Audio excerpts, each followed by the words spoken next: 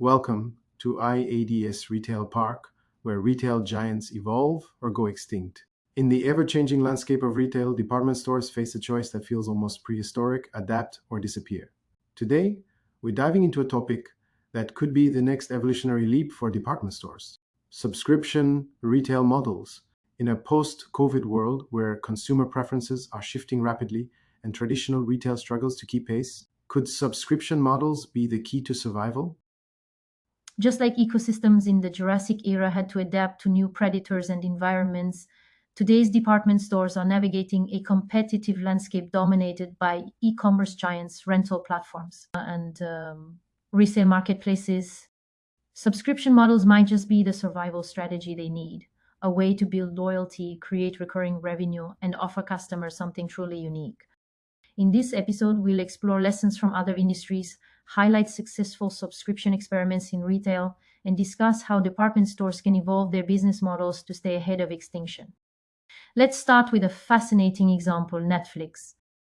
It might not seem directly related to retail, but their evolution offers valuable lessons for department stores. Absolutely. Netflix began as a humble DVD rental service in 1998 with a simple but powerful value proposition: unlimited rentals for a fixed monthly fee. Over time, Netflix leveraged its understanding of customer preferences to pivot into producing original content like Stranger Things and The Crown. What's particularly interesting is how Netflix freed itself from dependence on third party studios by creating its own original content. They turned customer data into actionable insights that allowed them to predict what audiences wanted before they even knew it themselves. How do you see this translating to the world of department stores? Department stores already have access to a wealth of customer data through loyalty programs and purchase histories.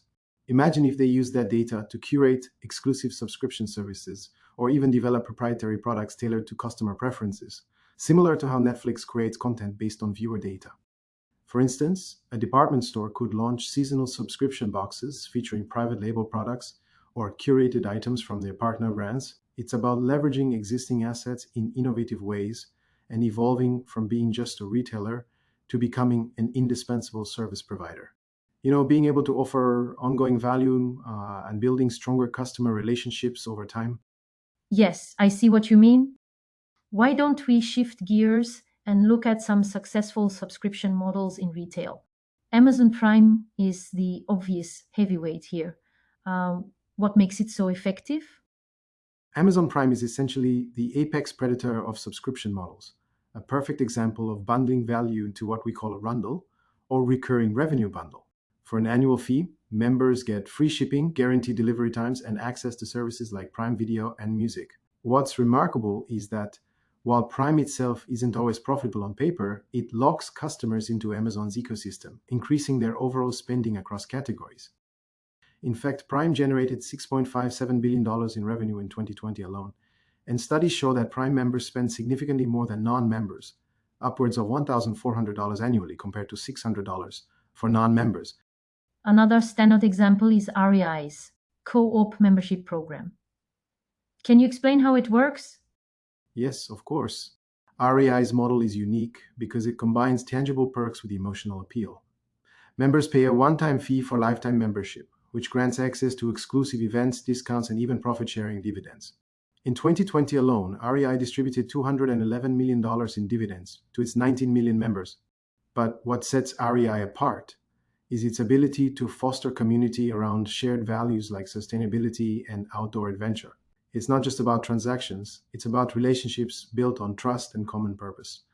Department stores could take inspiration from this by aligning their subscription offerings with lifestyle themes their customers care about, whether that's sustainability, wellness, or luxury living.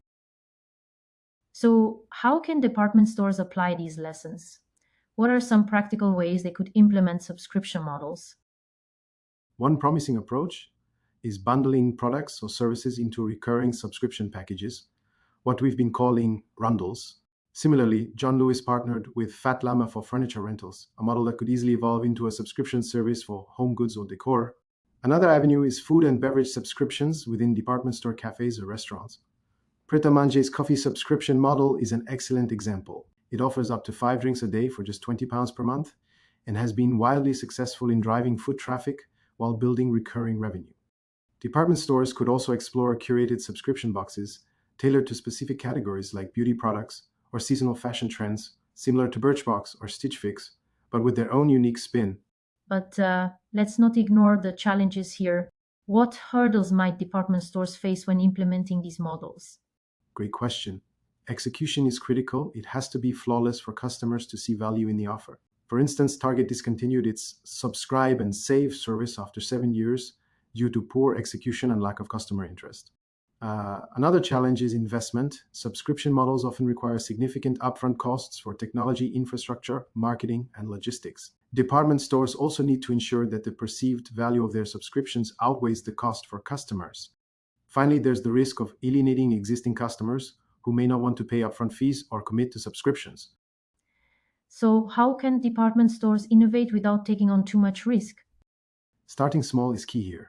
For example, they could pilot food and beverage subscriptions like coffee or lunch plans within their cafes before scaling up to larger initiatives like fashion or home goods subscriptions. Another low risk option is creating curated subscription boxes, similar to Birchbox or Stitch Fix, featuring private label products or seasonal themes, something that aligns with existing inventory while offering added value. Finally, they could explore hybrid models that blend one time purchases with recurring benefits, for instance, offering exclusive discounts or early access to sales through a loyalty based subscription program. To wrap up today's discussion, it's clear that subscription models offer immense potential for department stores. But success lies in thoughtful execution and starting with manageable experiments rather than sweeping overhauls. Exactly. Whether it's through food and beverage subscriptions, rental rundles, or curated boxes, department stores have opportunities to increase both customer loyalty and space productivity while tapping into recurring revenue streams. Thank you for joining us today on IADS Retail Park. We hope this episode gave you fresh insights into how subscription models could transform the future of department stores. If you found this episode valuable, make sure to subscribe to IADS Retail Park wherever you get your podcasts, and don't forget to leave us a review. Your feedback helps us continue bringing you actionable strategies and expert analysis from the world of retail innovation.